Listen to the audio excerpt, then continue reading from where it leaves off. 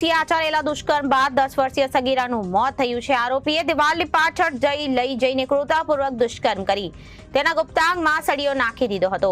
સળીઓ છેક આંતરડા સુધી પહોંચી જતા સગીરાની હાલત ગંભીર બની હતી અને 8 દિવસ સુધી વડોદરાની હોસ્પિટલમાં સારવાર આપવામાં આવી હતી। સેપ્ટિકના કારણે કાર્ડિયાક અરેસ્ટ આવતા બાળકીએ 8મા દિવસે દમ તોડી દીધો હતો।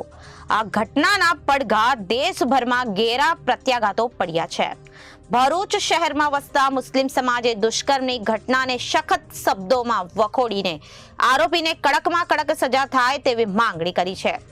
મંગળવારના રોજ મોહમ્મદપુરા સર્કલ ખાતે પીડિતાને ન્યાય અપાવવા માટે સમસ્ત ભરૂચ જિલ્લા મુસ્લિમ સમાજના આગેવાનો હાજર રહ્યા હતા।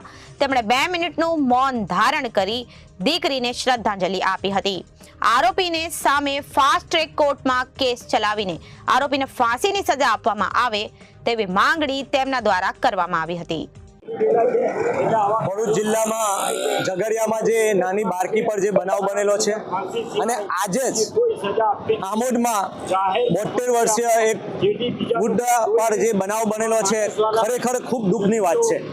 આવા બનાવ સમયે બનતા રહે છે, જેથી હું સરકારશ્રીને અપીલ કરવા માંગીશ કે કાયદો એવો હોવો જોઈએ કે તાત્કાલિક ધોરણે જો આવા બનાવ બનતા હોય તો એમને જાહેરમાં ફાંસી આપવી જોઈએ, કારણ કે બીજા વ્યક્તિ આવું કરતા પહેલા વિચાર કરે અને આ કારણ શોધવું જોઈએ કે આવા બનાવ કેમ બને છે।